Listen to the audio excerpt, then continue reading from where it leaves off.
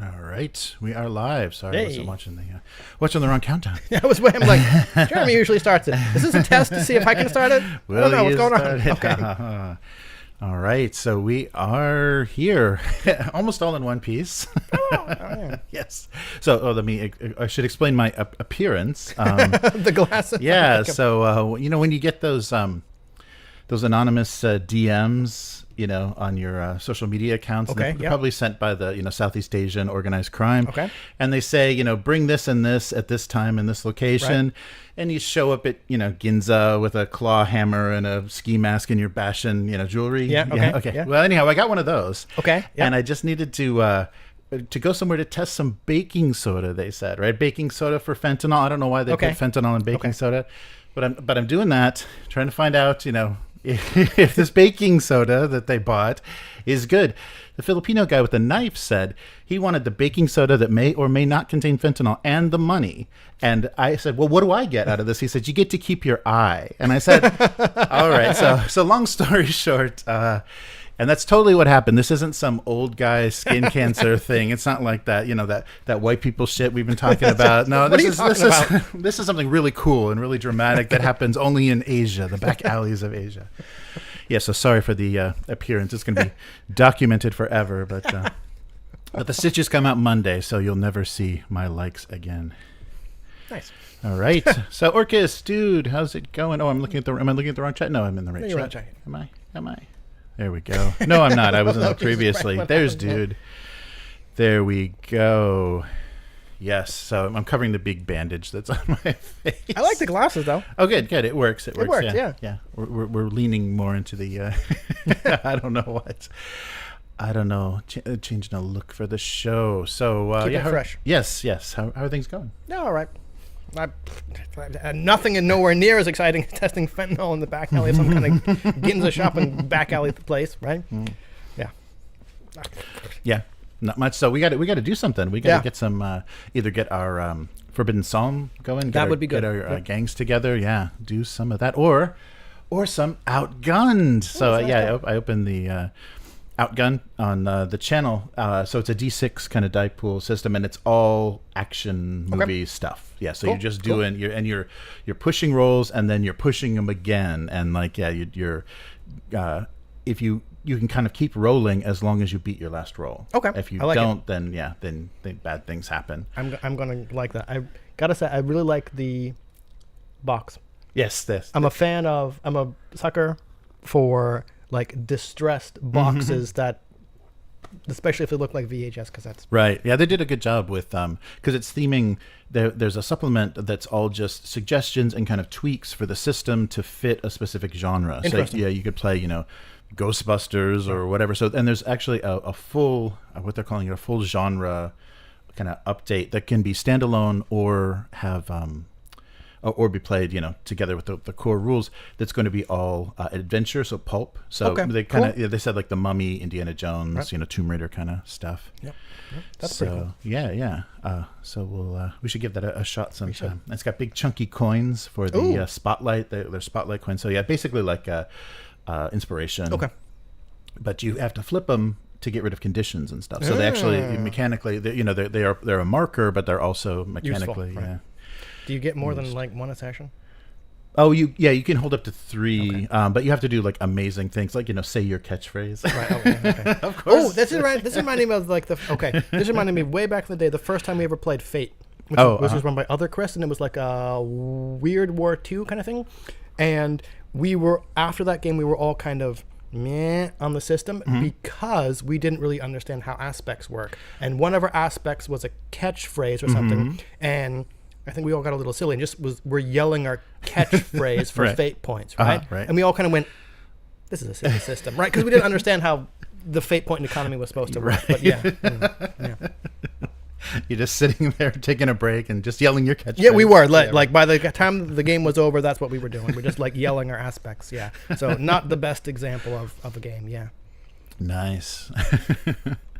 Yeah, so yeah, it looks really fun. I think it's got some of the things that I really like from the Year Zero system, like rolling dice, and with their custom dice. I almost bit my coffee. It's got this thing from this one game that I like rolling dice, and I was all of the games, just about all the games roll dice. But D6 and pushing, right? And one of the I forget what like numeral, if it's like 6s or 1s, but if you're successful, so the mechanics are a bit different because you're trying to roll pairs or triples or so like kind of four Yahtzee of a kind, thing. yeah. But with the custom dice, then you're not. It doesn't look like Yahtzee, right? It looks and there's a skull, so like a danger symbol, which is like one of the 6 numerals. And if you are successful on that has a complication. So you're successful, but it complicates things because you did it in a very dangerous way. So I like the flavoring of that. I'm going to have to look at this because it sounds pretty cool. Now I'm thinking of when we played Genesis with Alan and how we kind of didn't give that system a try because we were like, these dice are like chicken entrail dice. Like, what does that mean? I don't even know, man. Yeah. Right? Yeah, so I think that's the only symbol that has significance, but they may, because they created that, they may, like in this new genre, that there may be other things, like luck or fortune or something. That I could see it. Like you changed for certain genres, the danger thing sounds appropriate, right? For other genres, like you would replace it with like you got lucky or some kind of outside force helped you. Like it's not necessarily danger. Right. Yeah, and it seems like there's some mechanical updates, but it seems like for the most part, the changes between if you want to play a different type of movie are all on the character sheet. Like they take care of it, so they don't have to rewrite. There's a few pages of rules and more kind of instructions for like how to run a heist if you want to do like Ocean's 11, or if you want to do. I think they even have like superhero or kind of Star Wars, kind of. So fantasy. Yeah, right. Fantasy stuff. But yeah, we should give that a try. We got all the physical goodies to throw around on the table. Boom. Nice. All right. Well, let's give this a shot. So, hey, everybody. Good to see everybody in the chat. Let me double check. Yeah. Dude and Matt. And, this is the live one, right? Yes, Orcus is here. I did see the right Everybody is here. Everybody made it. Everybody who's cool. Very cool. All right. Let's get started for this week. Welcome to the Weekly. I'm Jeremy. I'm Chris.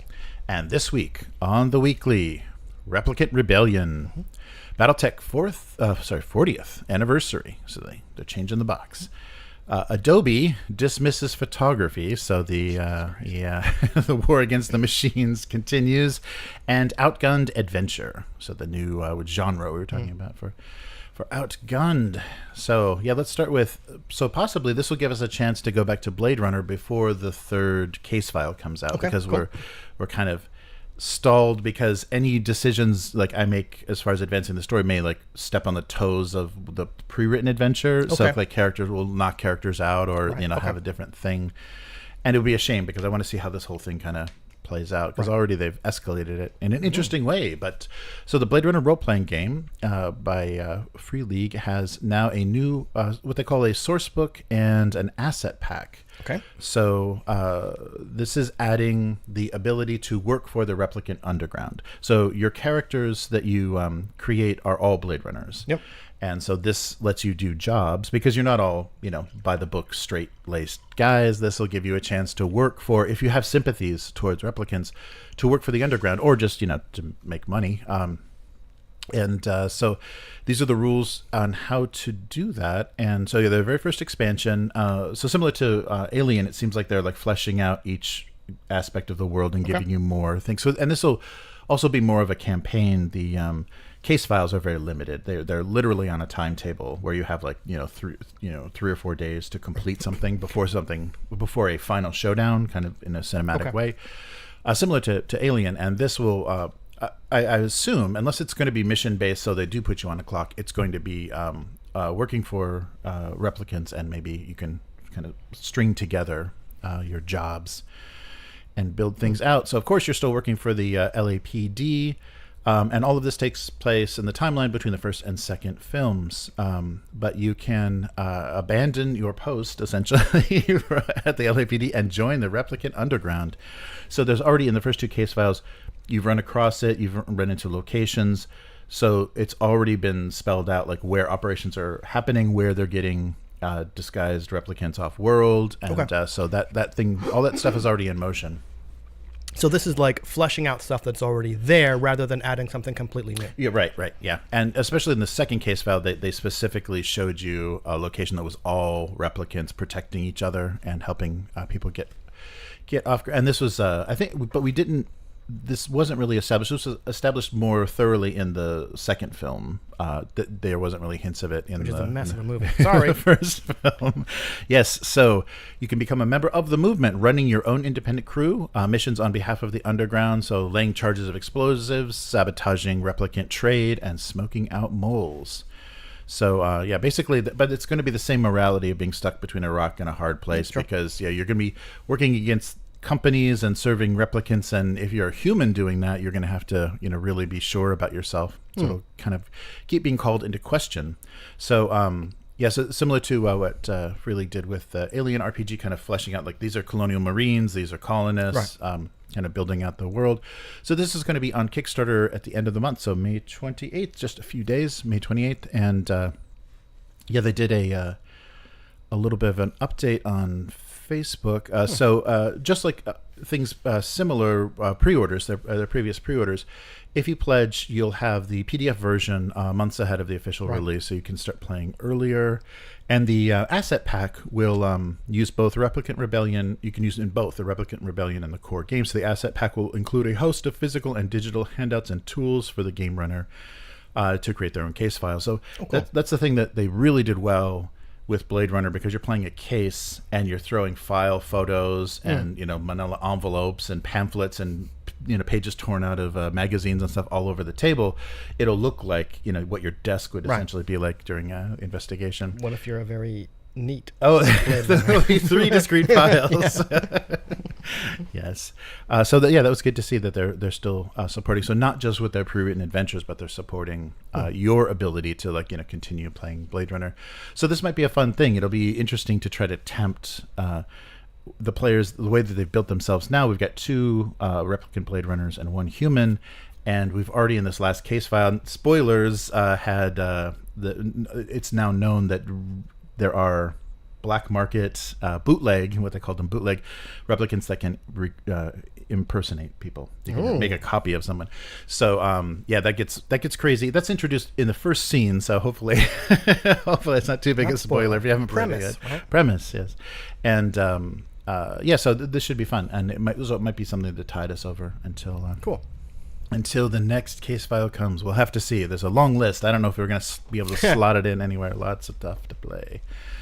And yes, and so the 50th anniversary of D&D, but it's the 40th anniversary of Battletech. I was like, yeah, that's right. 80s, right? Yeah, 84. So the debut for the first Battletech game, tabletop game, was 1984, and then of course now supported by video games, novels, and TV. Yeah. So and I guess they're sticking with the name that it's always been.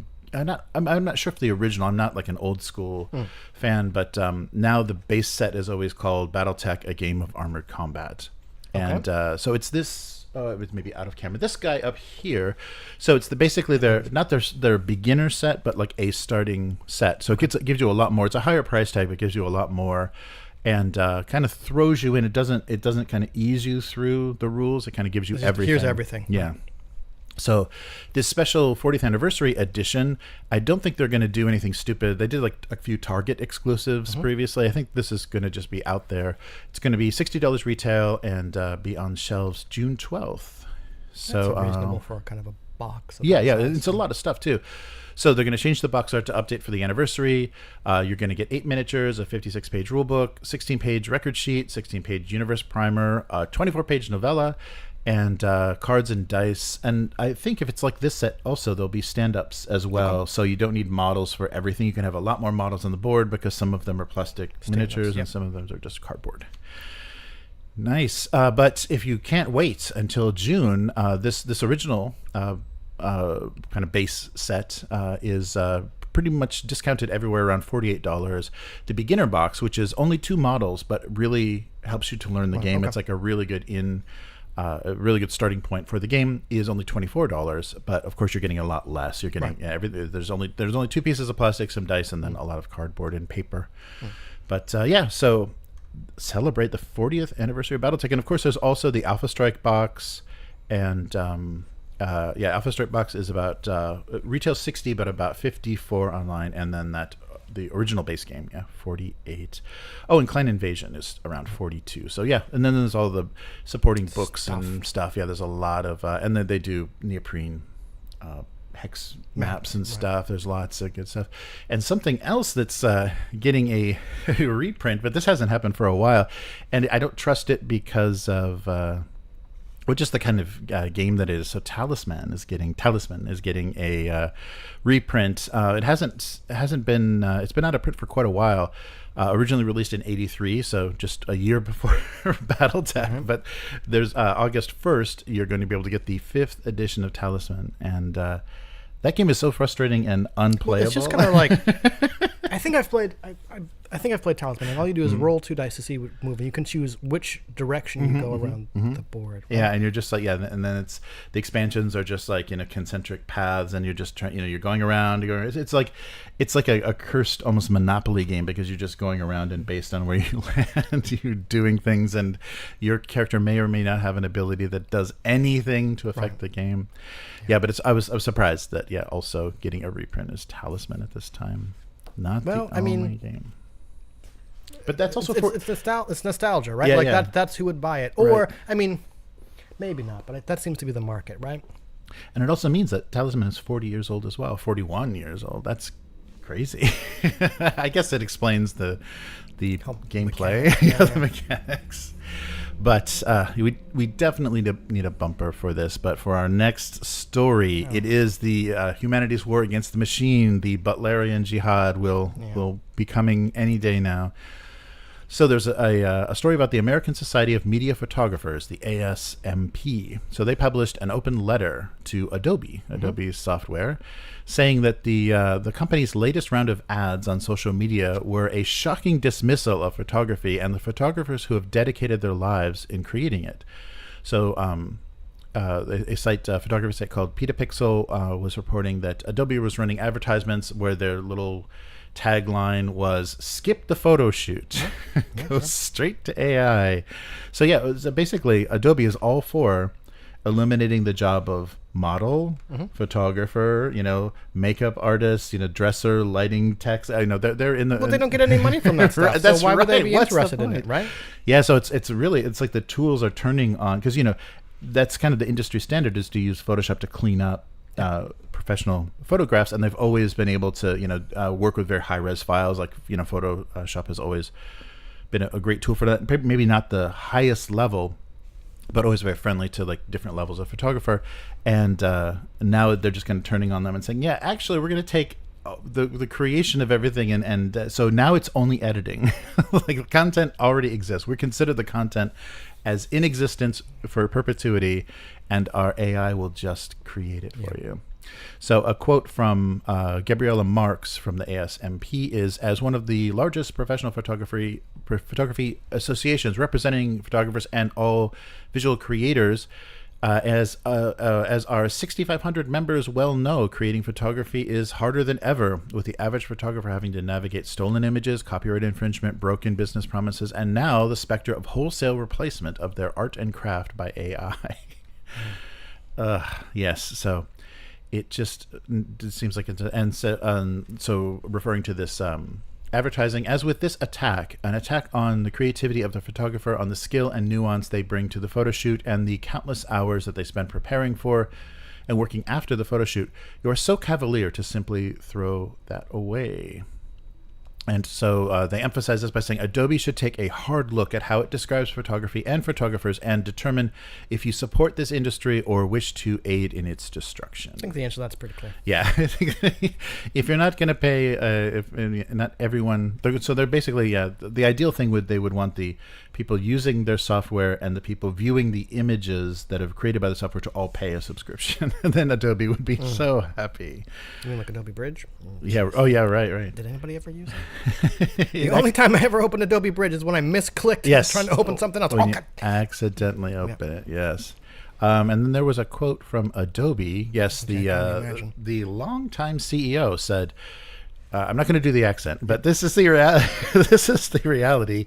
I'm sorry. The reality is that there are many more. There are way many more. What? Okay, one more time. Yep. The reality is that there are way more stories that people want to tell than skills that exist to be able to tell that story with the soul that they want and the emotion that they want. Okay, English is probably not his first language. Jeez. Or it is, and that's just bullshit. Yeah, right. Wow, that's messy.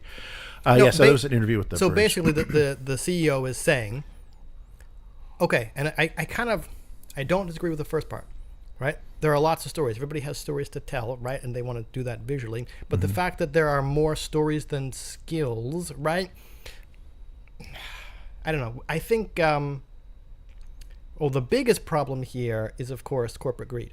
Yeah. Right? Where, like you said, Adobe you would think that Adobe would say, great, photographers and stuff, they're using our software, we're making money off this, but it's not enough. Right? So now, skip that, save your money, because you're going to need it to pay for the subscriptions to our stuff. Right? Jesus Christ.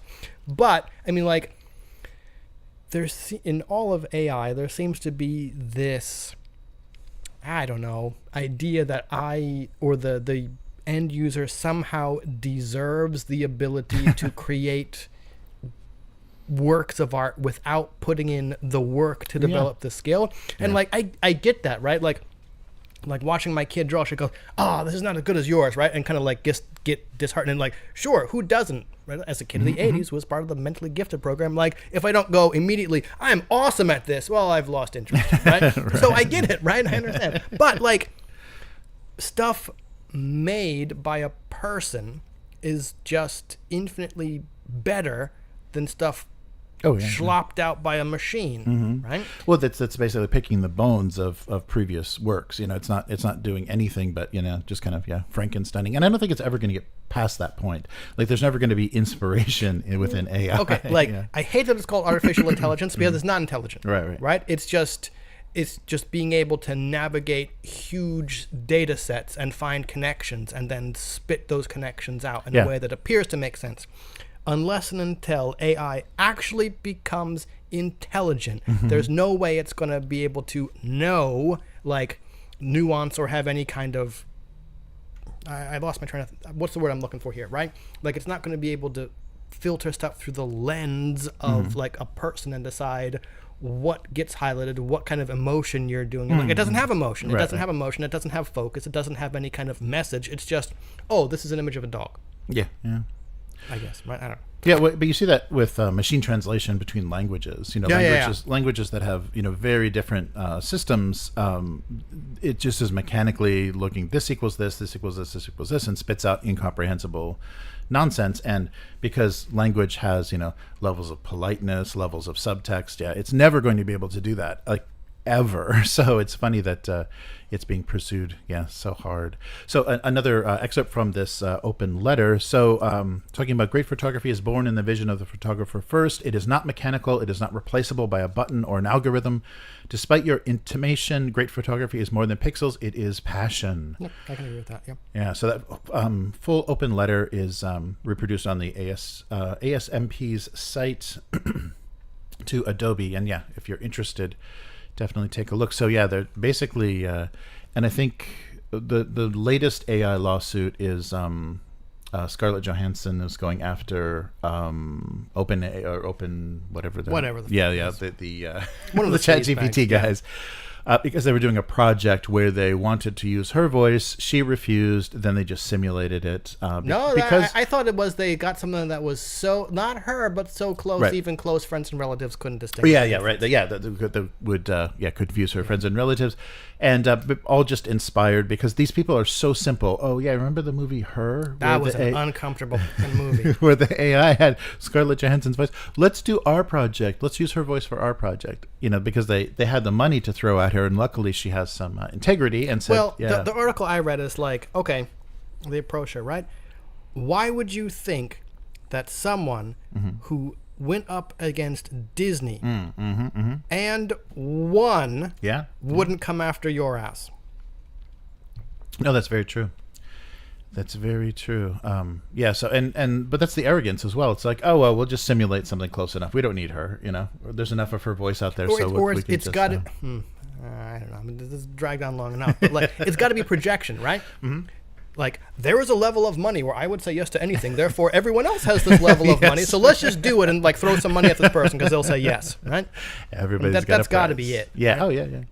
Yeah, it's sad. So yeah, so take a look at that letter, and we'll continue to watch from afar as everything is dismantled and sold off. But so just one last thought. My expectation is what's going to happen is this is all just beta testing and like letting people screw around with stuff for free. As soon as this actually becomes something valuable, it's going to be paywalled at an enterprise level that no one will be able to afford. So only big companies, technology companies and movie studios will be able to pay the $10,000 a week or whatever it costs to use it. So we won't be able to touch it. But thank you very much for telling us what was wrong with it. And now all your TV and movies are going to be made by this garbage. So I don't have any choices. I'm waiting for that crazy kind of corporate level paywall to slam down and say, oh yeah, we don't have private users. What are you a corporation? Well, no, then you can't use our software. Let's get to that price. So we'll see. But let's end on a positive note. All right. So something going to BackerKit, a new BackerKit project. Ooh. So Outgunned Adventure by Two Little Mice. So previously, and I'll put the link to the unboxing, I opened up the Action Hero Pledge for Outgunned and looked at all the goodies in there. And they did nice kind of, what's that called? Presentation? The book size. The kind of, they're not quite A5, B4. It's kind of in between there, but a nice handy book size plus nice presentation for PDFs and stuff to hand out for everybody. And then a lot of the other nice thing that they did is they put a lot of things on cards. So if you need the mechanics of a feat or something that you have, it's on a card laying next to your character sheet, and you're not passing around a single rulebook. I'm a fan of easily accessible information. Yes, namely cards. Yeah, right? Yeah. I think it works really well. And then also for all the currency that you're keeping track of, like the different wealth, and then the status effects. It's got a card that's two-sided, so it can be turned over. So it's been a while. Unexplored jungles, lost pyramids, and cursed temples. Collapsing floors, creaking bridges, poison darts, fire jets, and rolling boulders. Everything you would expect. So adventure is back. So Outgunned Adventure is a pulp adventure game inspired by the classic genres: Indiana Jones, The Mummy, the 99 Mummy. Yep. And the horrible Tom Cruise thing. Yeah. Oh, that's right. That was the worst. I completely forgot. No, it wasn't the worst. It was bad. There are worse movies, but that was bad. Right? Anyway. Yeah, I completely forgot about that. So this is the first what they're calling the genre book in their Outgunned line. So it's a standalone or an expansion for the base Outgunned experience. So the game system they use is called the Director's Cut. It's small pools of D6s to determine the outcome of heroes' actions. When you're rolling the dice, the score, you're trying to not score the highest or lowest possible. You're trying to roll 2, 3, or 4 of a kind, and those are levels of successes. And you can kind of turn 2 successes into a higher success. Like there's different ways that you can kind of control like how you want that outcome to read. And then there's also pushing mechanics where you can push rolls, and then you can go all in and all or nothing kind of re-roll. Interesting. So, okay, quick mechanic question. Since you're not thinking of other dice pool systems, right? Like, yes, you are trying to roll high numbers, but in this one, you're just trying to roll the most of a specific number, right? Like 4 2s is still better than 3 1s. Right. Yeah. No, I don't think the value. No, any of a kind. I just mean if you get two doubles, I think you can make that a triple. I think there's ways. So two pairs of matching symbols. You can get to a higher level. So you can kind of upgrade your successes with smaller successes, but the rules are a little. There's like a little kind of conversion chart for how to get because you want the best result possible. I want to go look at this because I've thought about using like poker mechanics to resolve stuff, and it's not a hurdle, but like. Not as many people are familiar with like the ranks of poker hands as they are with just saying that's a high number. Right. So I want to go look at this. Yeah. Yes. So this is of course by Two Little Mice, and they've been putting updates of things that are going to be available. Also included in this campaign will be Action Flicks Volume 2. So Volume 1 was included in their first base game, and this basically we were talking about before the podcast is it gives you a different genre, kind of fantasy action genre to play, and gives you a different character sheet and a few other added mechanics to make it make sense. So there's basically weapons and vehicles, so it changes what the weapons and vehicles are capable of doing. If you're playing sci-fi fantasy, you're not going to have a revolver in it. It gives you spaceship rules and things. And so the two that have been added so far have been Wild West and Star Knights. So Wild West is exactly what you'd think is a western movie scenario, and then Star Knights is kind of in the first volume they did a generic space fantasy. Okay. This is specifically light versus dark Star Knights. So it's Star Wars. Yeah, so it's Star Wars, but maybe mainly focusing on like Jedi and sword fighting and things. So a balance between good and evil. Which means you got to have both, dumbasses, right? I thought you would bring balance to the Force. Oh, because sorry, I'm just gray. I'm playing a gray character. There'll be another mission dossier created, so an entry level mission that you can use the free starting rules just to play. Okay. With if you want to jump right in. So this one will be called The Fall of Atlantis. The previous one was Project Medusa. And one more thing that they're doing is a new supplement called The Assistant Director. So this is going to be a PDF only, unless the campaign does really well. There's a possibility that it'll be something else, but basically what this is the designer Matt Kay is going to give you hints, suggestions, and random tables to create your own single shot or campaign games with ease. So there's a little bit of instruction about that, but it has to kind of focus on specific genres. So it kind of gives you an idea, how to run a heist or how to run. And it's, I guess, not quite a genre, a supplement. They had World of Killers, which is basically John Wick. Right? It's a hotel and a bunch of assassins. Basically how to play John Wick. So this will give you more freedom and guidelines to do it yourself. I wonder if this could do James Bond now. Oh, it can. Okay. Yeah, that was one of the Secret Agent is one. Gotcha. Yeah, I'm going to have to look at it because I picked up the 1950 Casino Royale, the first James Bond book by Ian Fleming. Amazing that that guy also did Shitty Bang Bang, right? Yes. Anyway, James Bond is a fucking psychopath, right? He is not okay, right? Anyway, but this made me think, okay, you could probably do James Bond. And would you want to play that? Right? So I'm interested in looking at this because as someone who is constantly saying that mechanics should support the genre of game you are playing, I'm always interested to see how mechanics or systems adapt themselves to play different genres, right? Because I think that's important instead of just going, this game can do everything. Right. Well, maybe it can, but it's going to be the most generic game in the universe, right? I attack with weapon, right? Yes, so, adapt the game, and things are going to have to be different for different genres. And I'm repeating myself, but I want to see how they go about doing that. When I looked at that volume 1 of the flicks, what do they call it? The summer flicks. The first volume of that, when I action flicks, when I opened it up and looked at the table of contents, I'm like, no way, impossible, because it was literally, Star Wars, Ghostbusters, Harry Potter, a bunch of stuff. I'm just you could see what they were, going after. You could see what they were kind of referring to without directly saying anything trademarked or whatever, and saying that's impossible. But then when you look at, so they make these changes on the character sheet, and then they make some mechanical changes. So you can't do this. You can't. There's certain things you wouldn't be able to do in certain things, and so I think it might work. It doesn't do everything because you're focusing on adrenaline based action. So if you have something that's really talky or really strategic, it's not that's the mechanics aren't gonna suit now that. You've given me a challenge. I want to go look at the system do a Jane Austen kind of thing when the system is adrenaline. I don't see how to adapt that, right? Yes.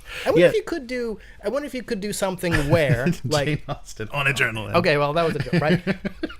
Okay, only because you said adrenaline, right? And kind of action stuff. I wonder if it would be enough if the character was internally kind of doing stuff, even if they didn't show it outwardly, right? Right. Well, that's interesting. Yeah, because that's there's so much, especially Japanese entertainment that has that, but that has that internal, like they're expressing, like the characters are acting out an internal thing, but actually you wouldn't see that. Like that would be invisible because they're visually depicting, their anxiety or whatever with a crazy gesture or crazy sound, but you don't see that. And so that would be interesting to have like the effects on the real world and then the internal combat. Yeah. Oh, I was thinking internal combat, but okay, that'd be cool. Like I'm just burnt on kind of Japanese media, man. Like, like how many cool, no emotion people can you like? It gets boring. Right? Like when everyone's kind of cool and no emotion, it's like I don't want to watch these. And then like the side characters are like, oh, that's where all the goofiness went, right? And it just feels like too. It feels too disjointed to me. Anyway, sorry. But it's a style. Yeah, it's definitely a cultural thing. I think it came from the stage and things. I think it has. I think it has. Right where we were getting in the Japanese culture here. Where like that was my guess as well. Having done no research, I'm like, this would work great on a stage where you have to over exaggerate everything to kind of make up for the lack of props or whatever. And that's now shifted to kind of like TV, and you've kept that and. It's a choice. Right. It is a choice, that's for sure. Right. All right. So that will be going live very shortly. We got a notice, I think it's either today or tomorrow. I'm sorry, I don't have the date for Outgunned Adventure, but Matt in the online actual play group did want to run the free starter for this adventure version, so we'll get a taste because I have like 5 pre-gen characters and just I'm sure going to throw you in a collapsing temple or something. Like cold open. That's how you start a pulp adventure. Cold open. Yes. Yep. So you're all running from a rolling boulder. Sorry, what? The plane seems to be having mechanical difficulties. You're going down in the jungle. Yeah. Or the cold open of you have a gold idol on the pedestal in front of you, a bag of sand on the other. What do you do? Go. Yeah, so it should be fun. I'm looking forward to be giving the system a shot, and they're already supporting it with online alchemy and different. I think Two Little Mice are doing a good job of, if their campaigns are successful enough, they unlock the alchemy module, which because their production quality and their illustrations are so good, works really well with a very visual heavy VTT.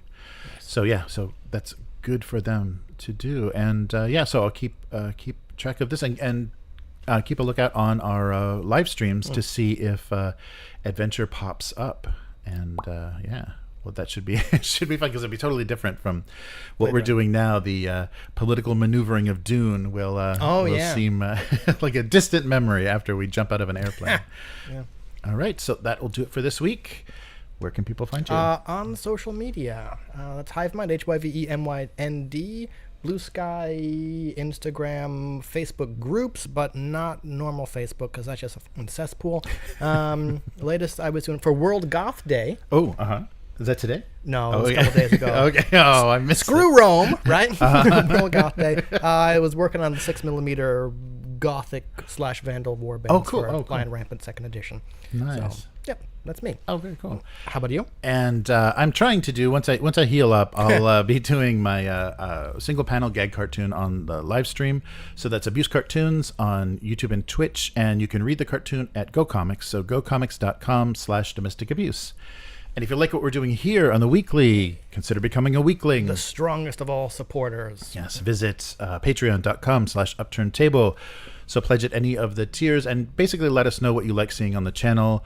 The lore videos, the reviews, actual plays, and the weekly, of course, which happens every week. Yep. Fortunately, I'm glad we chose that name. It's almost like we named it that way on purpose. Yeah, it worked out okay. And then Upturned Table is the website.com is the website for everything on all social media. Upturned Table, and I got some fun stuff to open. Mantic has declared this the summer of sci-fi, so I'll be opening a random box of Mantic goodies. Ooh, nice. Yeah, I love those. I mean, they're just clearing out their warehouses, but I fool myself like I got a surprise. I got a present. Yeah. But so we'll be back again next week to do this again, and see you then. Later, mortals. Goodbye.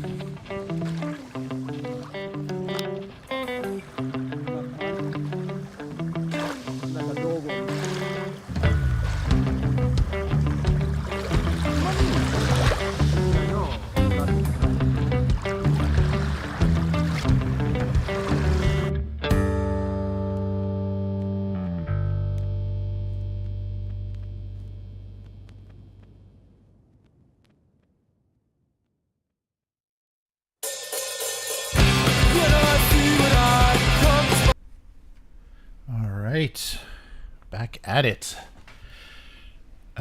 So how is everyone doing?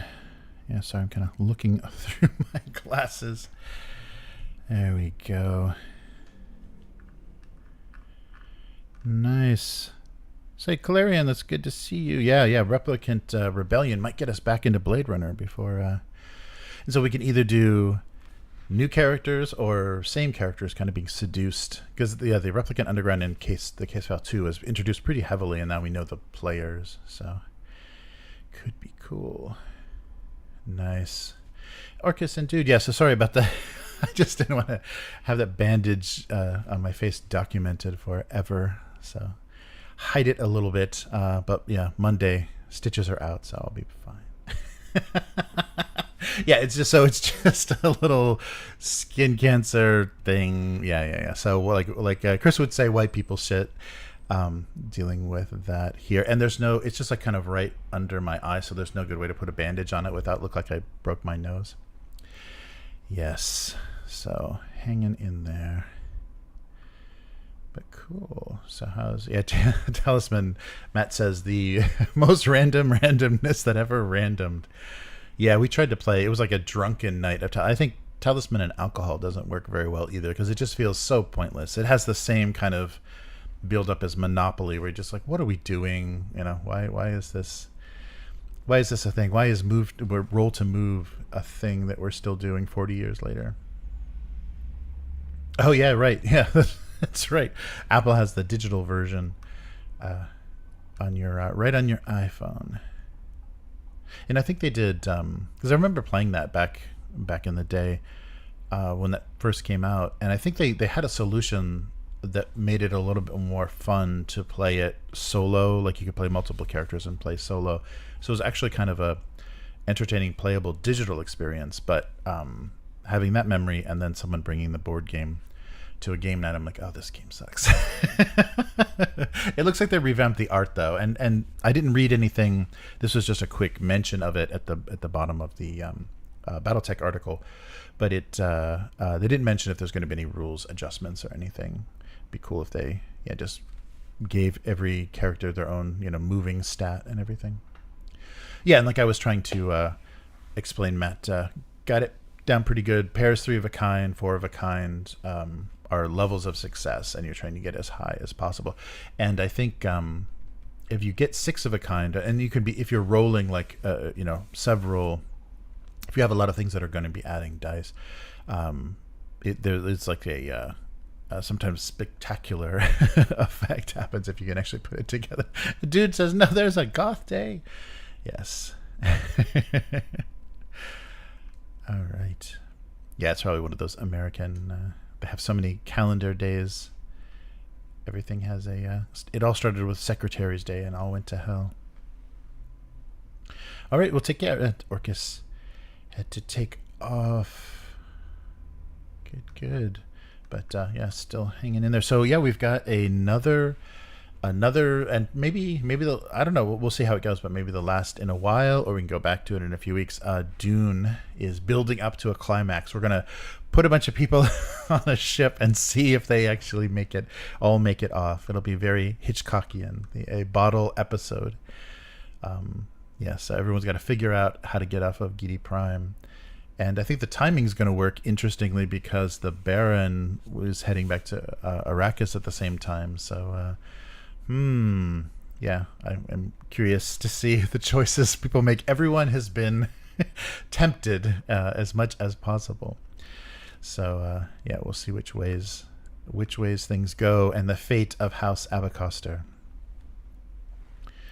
But yeah, it'll be nice. We can dip back into that anytime. And like I was thinking about, we can advance things in the timeline. So between, the kind of pieces of the campaign, we can like jump ahead 10 years or something to have things move further ahead, because you can play the game so abstractly. We can literally play the success of the house over a decade or whatever and see what the fortunes are if they've become more successful, and once they get to a certain size they can actually change their status and their holdings. So yeah, there could be some really fun stuff to do. Yes, you're gonna be all outside of a ship in zero gravity, zero oxygen, and we'll figure it out from there. That'll be the cliffhanger, right? The airlock opens and our party is dragged outside. So yeah, we're streaming this week for randomness sake. We're streaming to one more odd platform than we usually do. The oft forgotten, what is that? What is it called? Another. What's the other video streaming platform? I can't bring it up. I can't bring it up now from here. But yeah, that's funny. Oh, it's right. It's on its own page here. The oft-forgotten Daily Motion. So streaming to Daily Motion this week. If you thought Instagram was exciting, you got to check out Daily Motion. I don't think it's even... Let's see. Oh, and we may have had to... It was supposed to let us log right in. Nope. Yeah, so we were trying to, but I guess the connection didn't do its job. Yeah, I successfully changed the profile picture. Looks like on Daily Motion, but other than that, so apologies for that. It's funny. Yeah, so we're just experimenting. There's I saw that Amazon now has a live stream channel, so if you become a I don't know, like a brand ambassador or whatever crazy stuff Amazon has, they encourage you to stream. But I'm sure you're just streaming on product pages, and yeah, it's I don't think I want to be helping Amazon do anything. Clarion says the Free League had a live stream earlier explaining a bit about the Replicant Underground mechanics. Ooh, a heat mechanic for you to maintain your cover. That's brilliant. Yeah, well, working for the Rebellion. That's great. That's really great. Oh, wow. Yeah, it'll be like stars in GTA. There'll just be escalating levels of LAPD trying to find you. Oh, wow.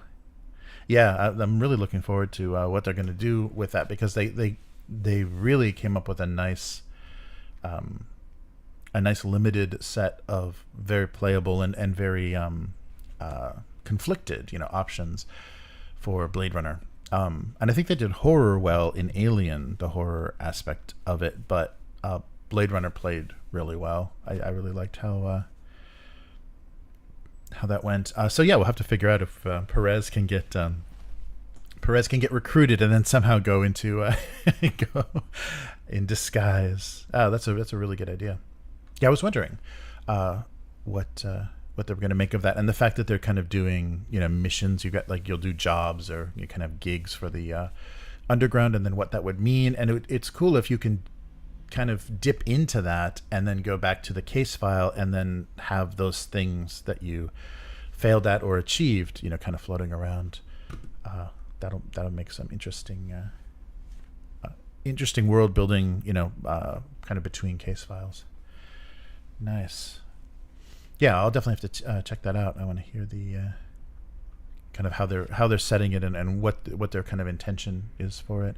Yeah, because I've wanted to go back to Alien, and they've published a bunch of source books since then, but I haven't been able to get anybody excited about playing a Space Marine or a Colonial Marine campaign or a colonist campaign. Even I don't know, and it seems like that is on the campaign level. It is hard to how do you treat the threat of the xenomorph, or the, it's this thing constantly lurking there. But wouldn't that be always like colonist life would always be a little bit, because you're going to, encounter all kinds of things you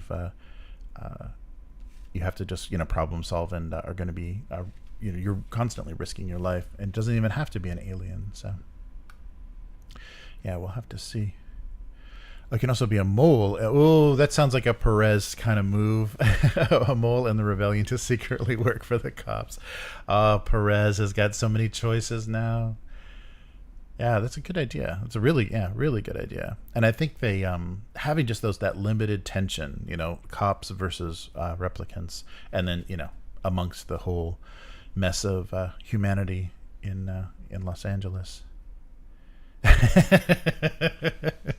Perez has volunteered. I can hear Holden's speech to him now. We gotta get in there. We gotta figure out what's going on. And Holden would be he's definitely going to be a great foil, because he, is like suffering the existence of replicants as Blade Runners, but doesn't trust them. Yeah, good stuff. Wow. I wonder if this is going to inform like the work they're doing for this, if it's going to inform the third case file as well. Yeah, because that would be the nice thing, like where your characters are, if they're going to give them an end, or if they're going to just kind of open up this, like, now, you can extend these characters into a wider campaign, or now they're out in the world with all of these things having changed, or having them having gone through stuff. Yes. Oh, that's fun. That opens up a lot of interesting possibilities, and it's great that, this is a licensed. That's the thing that impressed me about Alien as well.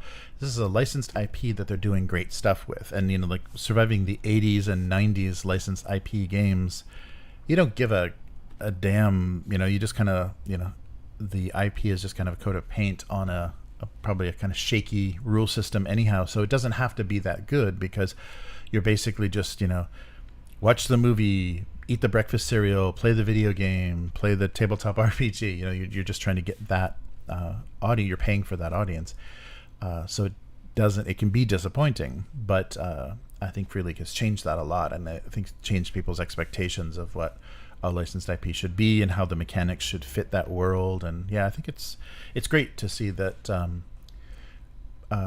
them really change the perception of that, because I think there still is. I suspect, like, I can't, this isn't, I don't have any firsthand data on how everyday heroes, how that system fit the IPs that they bought for, like, Highlander and stuff. I have no idea, but I have just the fact that there were smaller books produced for all of these IPs, and using a generic role-playing system. I was suspecting that it was pretty much just a cash-in, and it's so strange that they spent so much money on all of those, Rambo and all of the movie licenses that they bought. To just plug them into a generic system. I think that's very kind of 90s thinking. Unless they did something like Two Little Mice, unless they really did come up with a way to make a system that was, had a focus, had an action focus, and that's where the mechanics were working, and then you could just flavor the action. I don't know. Yeah, so we'll we'll find out. I'm breathing on the microphone so much. Yes. So tune in for some Dune tomorrow around this time. How are we doing? Yeah. And very good. More fun. And then so I think it'll be a week off. Although, I'm going to talk to, in between tomorrow and next Friday, I'm going to try to talk Matt and Will into doing something else if they're free. But we won't have Terry. Terry's busy that next week. And then maybe we can get Matt to do some Outgunned, the adventure. Because I think that campaign, I think it was the 20, I think it was very soon that it was running. So yeah, that'll be good to Good to see. Oh yeah, their Facebook group. That's right. That's the best stuff. Yes. So yeah, put a link to if you want to see what Outgunned was all about. Oh yeah, and I got a funny notice from Two Little Mice on Facebook, which is not coming up. But I got a notification. This surprised me. A notification that said, "I've earned the top fan badge as one of the Two Little Mice's most engaged followers." Nice. So I have a I have status now. When I comment, you're gonna know it. No, that was really really nice. So maybe someone posted. I gotta take a look. Somebody posted the video or something. But yeah, we've talked about them quite a bit, all the way from Household. Their Household RPG. Yeah, both of those, both Outgunned and Household. The quality of the stuff that they produce is just gorgeous. They've got great illustration. Not it's got a style to it. It's not just generic, and especially for Household, it's very thematic. Like, it works really well because it's very like broken world after Empire kind of fantasy, but it's a bathtub, or it's a Christmas tree that fell over in the living room kind of. That had a really nice look and style. I think the artwork suited that really well. And also with Outgunned too, they didn't go too hard. It's like suggestive. It evokes the costume or the tone or whatever of the movie that they're going for, without without obviously someone looking at Keanu Reeves or whatever and drawing his face. Yeah, I remember that. I guess that's it's only gotten worse with digital, but I remember so much of that, and maybe it was because of like all the Star Wars comics and IP stuff. You could see the promotional like still frame from a movie that the artist was like looking at when they drew like Mark Hamill's face on a book cover. They painted Carrie Fisher on a book cover as Princess Leia. It's like, oh yeah, that's the scene. Okay, yeah, they looked at a still and just copied it because it's exactly expressions and lighting and poses from other things. Oh, I want to run with a big idol under my arms. And that's right. They're going to do gold coins for the early bird. I'm sorry, I'm still not seeing a date. Coming soon. Yeah, the landing page I think has the date, and I've linked that as well. Oh, yeah. Here we go. Countdown. 5 days. Yeah. So yeah, the 29th. 5 days until adventure launches. All right. Wow, 4,200 people are waiting. Yeah, I think they're getting good attention, and their campaigns have been really successful. So that's nice. And because it's backer kit, it'll even if you miss it, you'll be able to get stuff from it for a while. Very good. Hey, Carolina, how's it going? Oh, it's been a shitty week overall, except for the weekly, right? Your weekly wrap up. I hopefully. Yeah, speaking of shitty weeks, I've had a pretty rough one too. Needles around your eye is not something. It's like it really is close to like, okay, just do no anesthesia because it's gonna hurt, but I'm gonna like know when it's over. But the needle stuff is crazy, and I guess skin doctors use larger gauge needles than dentists, so really goes in there. Yeah, that was great. I was waiting for the doctor to ask me, is it safe? One more needle under your eye. Is it safe? Oh, crazy. Oh, that was a dentist. Oh, excellent, Carolina. That's wonderful. I'm glad we can do something for your week. Have a place to hang out and talk tabletop. Yeah, but I'm glad Matt was interested in doing an adventure, Outgunned adventure. That'll be a good time. Yeah, I just gave the books to Chris, so we'll get a report. Maybe next week we'll hear Chris's thoughts on the system and how that works. Yeah, so the first genre book. Yeah, really good stuff. So I'm curious what their next big project is. It seems like they don't have any trouble, tackling pretty diverse, because even just from their website, they got pretty diverse stuff. So they're Italian based, so they the Memento Mori was very Europe, Black Plague, Europe era, and previous to that, when they were they did Broken Compass with Come On, which I'm glad they got away from, because I would hate them to be wasting their talents on a zombicide, have them all their time taken away from doing that stuff, or some licensed IP thing like Come On has. But they did Dante's Guide to Hell, an Inferno game, and then Apocalypse, so an Apocalypse game. Nice. Yeah. So, but yeah, I really like their art style, and I'm surprised the talent of the illustrators to do across different genres as well. And I think they hire people specific for specific jobs, because I think Memento Mori had a lot of just black, heavy black ink art inside.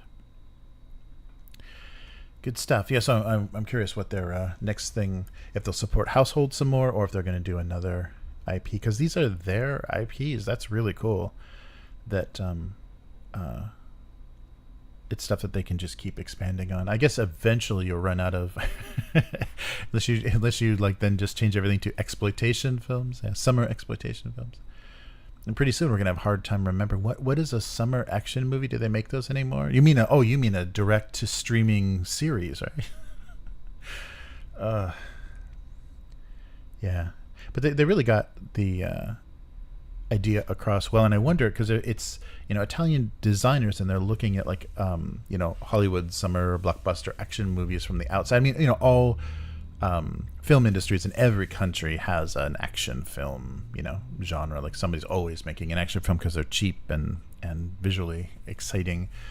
But specifically targeting kind of the Hollywood action genres, it's nice. I think their kind of outside perspective on it made it more fun and more interesting to how they portrayed it as a generic genre in that the Action Flicks Volume 1. That was a funny. You could see, this is Ghostbusters, but their take has to be like this more general version, and also I guess to make it more playable as well. But that's what I like is and that's that's right.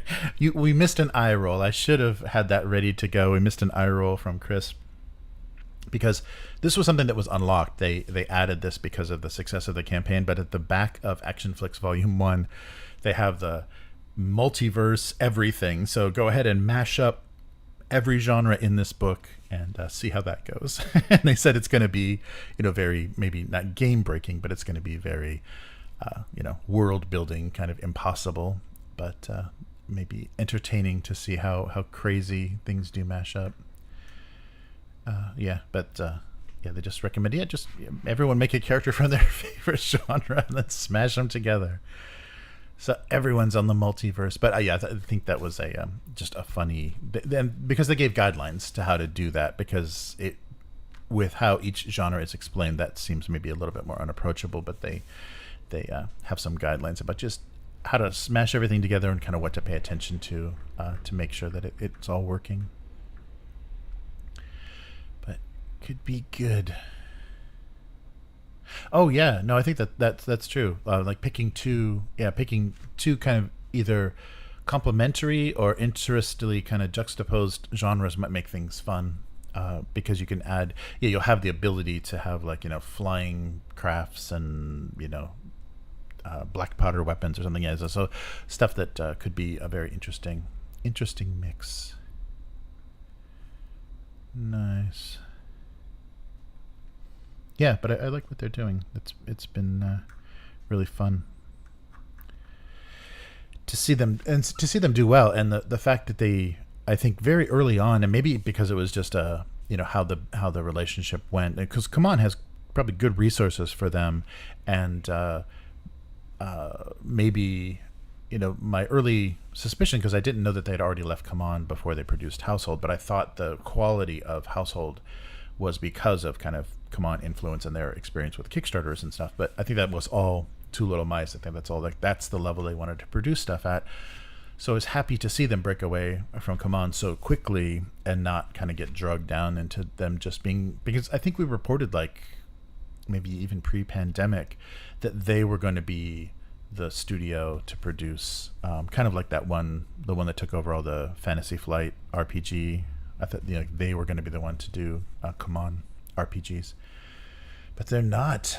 And but I think Come On is still moving ahead. They're doing there is a Zombicide tabletop RPG, so I think they're moving ahead with that.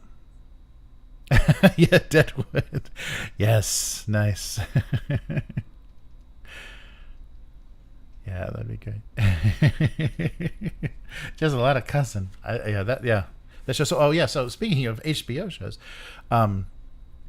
I never watched HBO's Rome, and I got it confused because I watched a couple of other, like Spartacus and a couple of the other shows, set in the Roman Empire. So I forgot if I had seen it or not, because there was a ton of stuff that was done on cable and everything, but I never watched HBO's Rome.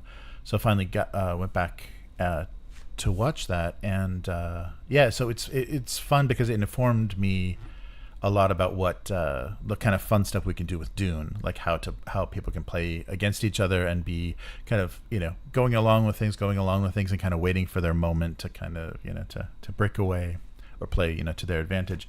So that's been really inspirational for Dune. But the interesting thing about it is they have to jump really fast because they're sticking to, I think people complained it wasn't very historically accurate the way they portrayed some of the characters, the historical figures, but they do have to stick to kind of a timeline because we know what happens when characters die and things. So they do have these strange, like between episodes, 6 months has passed. It's like, wait, okay. So it's a little jarring that things just jump up, and then you have an actor replacing. He went away and then he came back. It's a different actor because he's older now, and so they it's a little so the characters what the effect of that is that the characters can really change a lot. But because it's a TV show, they have to keep having a reason. Like they're always leaving Rome, and so they always have to have a reason to come back to Rome. So they're kind of going beyond the suspense of disbelief to have people, okay, and we got to come back to Rome for some reason, just to keep the established characters knocking into each other.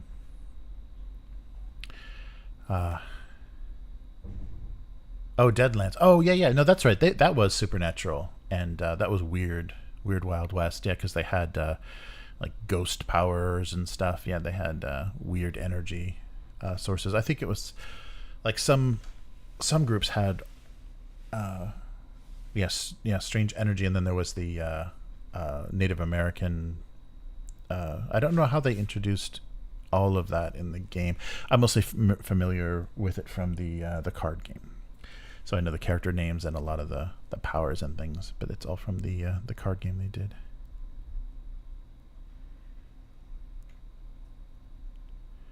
Right. Yeah, Deadlands is the RPG. That's right, the one that was the first Savage Worlds. Yeah, they kind of, and I think that's why some of the mechanics are named on things that make sense in Deadlands. Yeah, Deadwood was good. I really liked it. Didn't like right away, the writing wasn't there, but by the later seasons, the like what they call the purple prose of the characters, like how Shakespearean it was really fun. It was a real, and the showrunner, the creator of the show, was basically saying, we don't know how real people talked, to each other. So it's possible if they were literate at all, and the way that books are written, at the time, if that influenced how they spoke, they could have, to try to show some sort of status or some sort of education. They could have talked in ridiculous ways, and I loved how that by the later seasons, how well that show was written. It was really really fun and really unique, and yeah, good characters. Nice. Yeah, good stuff. Yeah, Supernatural. So ghost busting cowboys would be good. Yeah, we'll have to see what else, because I think they're going to add a lot of stuff, because the action flicks. Oh, I lent that to Chris. But the action flicks, it's quite a few different genres. Like I think about 10, maybe even a dozen. It really goes through a lot of maybe less than that, because it does take a few pages plus the character sheet for each one. But there's close to 8 or 10 very distinct genres, superhero or Harry Potter, or I think Blade. There's even a monster killer. Oh, that would be, so that's what I really would like to do, because I keep looking at and have never gotten completely through the lore. Dracula's America, like a tabletop skirmish game. So it's vampires, werewolves, and in the Old West. So yeah, that'd be funny. That'd be fun. Monster Hunter Monster Hunter Wild West would be a fun mix too. Undead Wood. Yes, exactly. And Carolina has named it Undead Wood. That's perfect.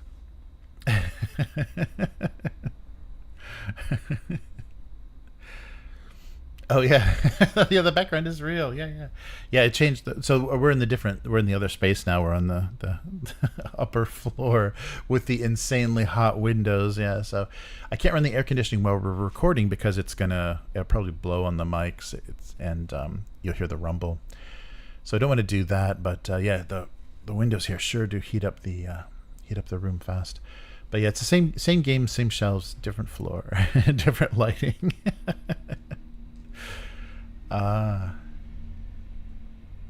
Hey, Bilgan Bat, how's it going? Oh, I think you're spamming us, aren't you? Oh, with a URL shortener. Thank you. I'm sure we'll get the best reviewers. I need some followers. I'm clicking that link. Nice. Oh, wow. Undead Wood. Oh, really? They did that? Oh, wow. We can't do anything they did. Yeah, I can imagine some of their little one-shots. They got pretty creative, because didn't they play like the Doom RPG or whatever, which I never heard about again. I think that was just like a promotional thing for the release of the game. That. Matt, we got to get you a Twitch hammer too. I think you could get a some sort of las gun or something on Twitch. Nice. Yeah, Undead Wood. But it'll be fun. I like the idea, the brutality of like Old West, and but having the werewolf and vampire element in there. So a monster hunter cowboy with all that nice old religion built in. That'd be good stuff. Yeah, it sucked.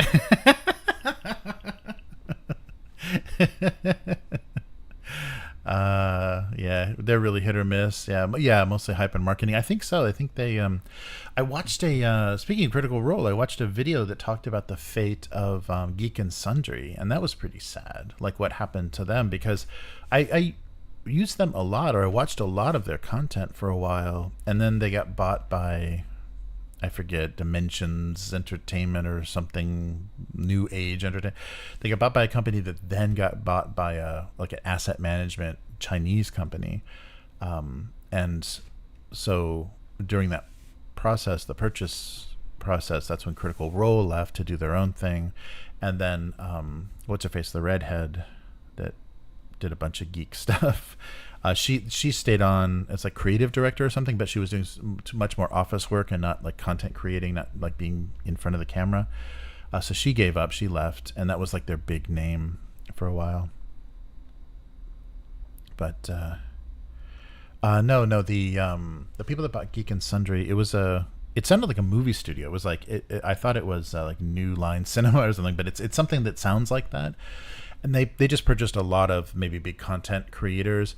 And when Geek and Sundry had Critical Role, they were a huge, they had huge views. And when they were purchased, and maybe that was part of the reason that it didn't go well, because as soon as they were purchased, Critical Role left, and whatever it was, 60% of their viewership, their views disappeared with them. And then Wanda Management, Financial Management or something bought it. Felicia Day, thank you, Carolina. Yes. Yeah, right. Yeah, that was a so someone just like kind of went through the history, kind of the downfall of Geek and Sundry. It was really sad, and also too because that was when I think when they got bought and when the money went in, that's when Will Wheaton and all that stuff started happening, when they had the bigger money. Yeah, and I'm forgetting all of the things were part of that, but of course Critical Role was the darling, and they left with their views, but I can't believe how recent that is. That's like, within the last 10 years, Critical Role has gone from just people in somebody's like dining room table to a force to be reckoned with. Yeah. Nice. Thank you, Carolina. Yeah, but I didn't know much of those details, but the sale price of Geek and Sundry, they cited the sale price in that video, and I couldn't find verification of that anywhere, but it was like billions. I think it was like multiple billions. Like, how is that possible? But maybe that was back in the more building media, online media empires, because I think that when Amazon bought Twitch and all that stuff, I think people were predicting that TV was going away, all content was going to be live streamed content, and they wanted to get a hold of the people that were doing that and doing it the best at that time, which is probably around like early 20-teens or whatever. But yeah, so the sale price was so big, and it just made me think, wow, Star Wars sold for a few billion, and Geek and Sundry, and that wasn't Geek and Sundry, but it was the whole thing that company had managed to amass, had sold for about half of that. Like, how is that? How are those equivalent? But I think it all has to do with these potential markets and things that they see, just trying to get ahead of trends. And it never happened. I mean, I think a lot of people, just like you're doing now, like you're spending entertainment time you could be watching a streaming series or television with commercials, watching this live stream, and I think because you can interact with it and everything, it's such a different animal that I don't know why they thought it was going to completely replace passive entertainment, because it's not passive. Like, you have influence and you can say you're wrong, shut up, or you can help me with names I completely forget. It's a totally different experience, and it's not the passive, just watching, or even like having something that you can watch in the background and do something else. I guess you can, if you don't mind hearing, one person rambling at a chat, you can do that. But yeah, it's very funny that they were convinced, but they were also convinced. I think they were convinced that we were going to be watching StarCraft tournaments on ESPN at one time. So you never know where these things are going to go.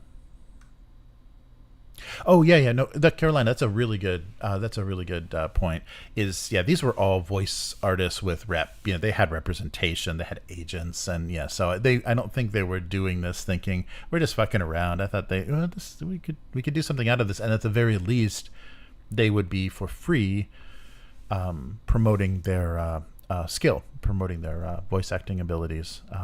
So if it had a big audience, it would be a way to say, "Oh, go watch this episode of Critical Role where I play an elf." Yeah, but yeah, that's it's funny. There was when I was at the Okinawa Comic-Con, it wasn't called the Comic-Con, was it? It was a comic book show.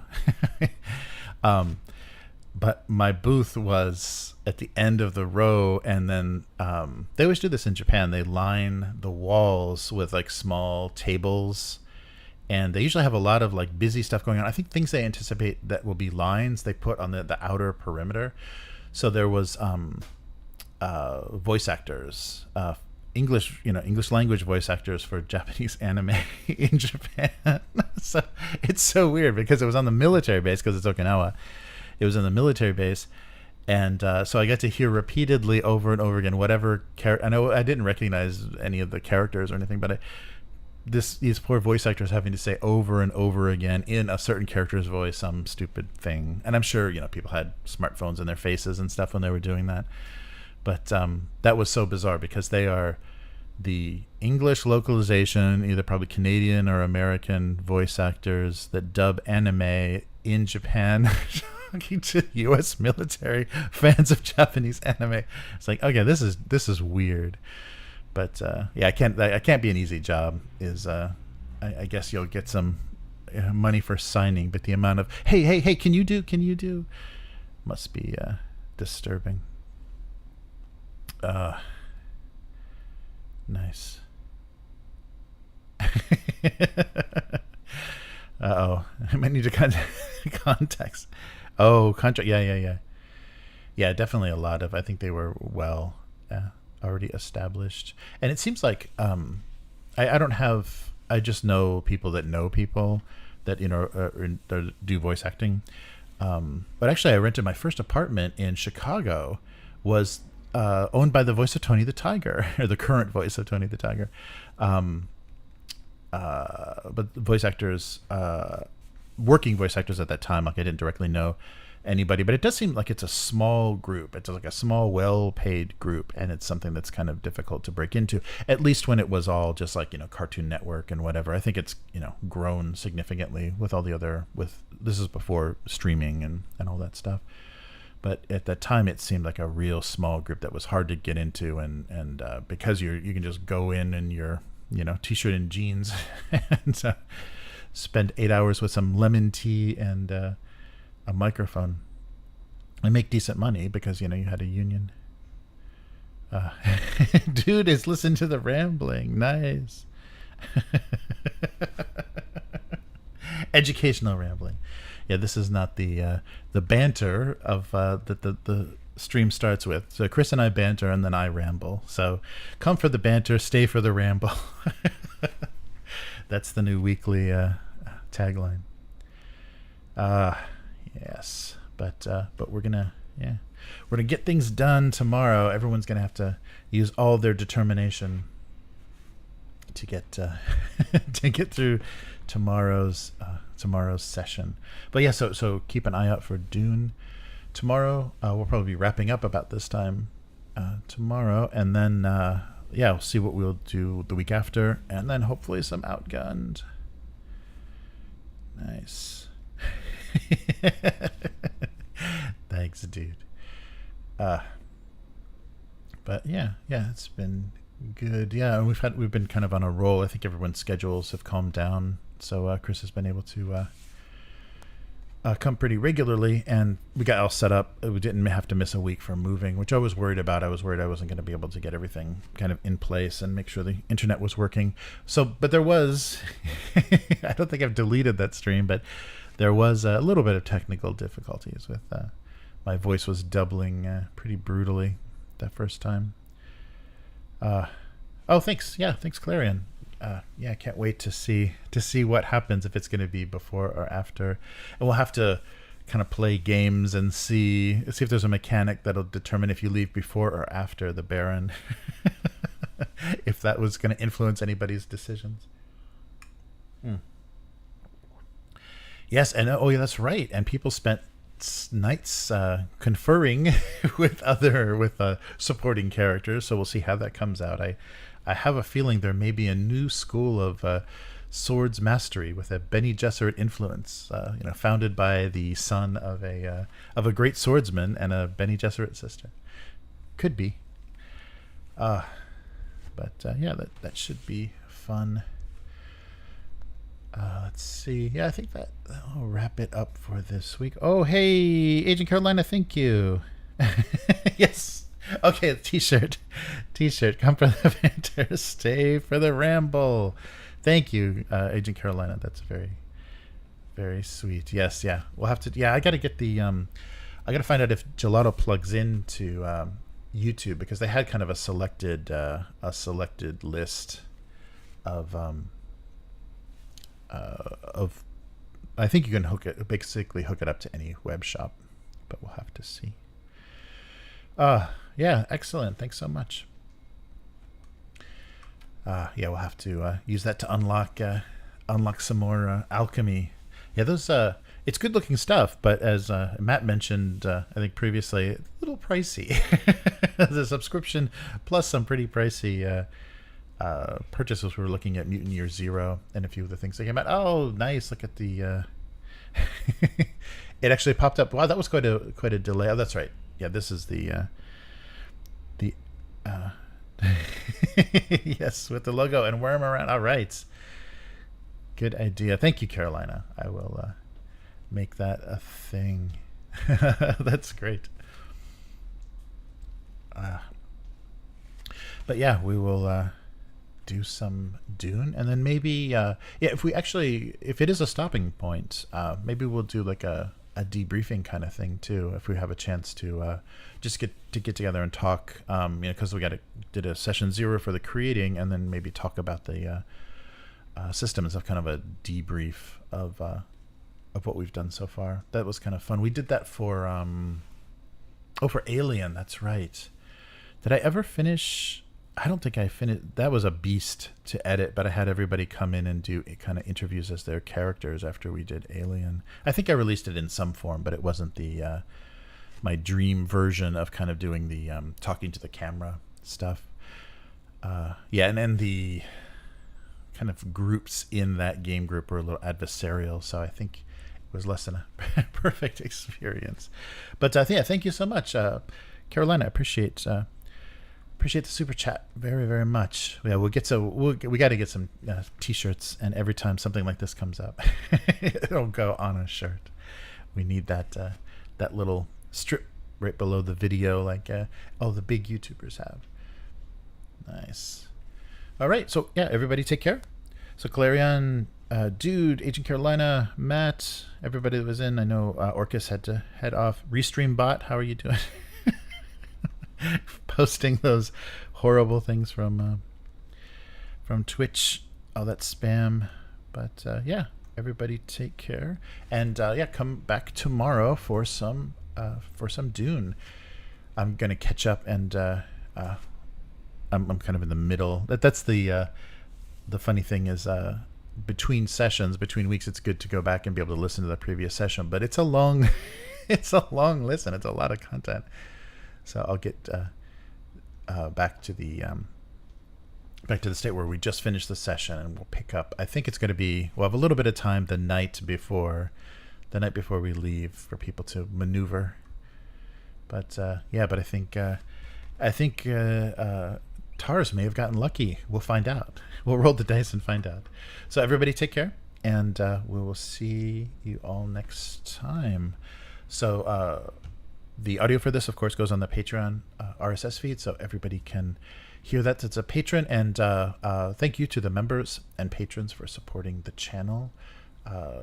That's how this is all possible, and we will be back again next week. So take care, everyone, and we'll see you then. Goodbye.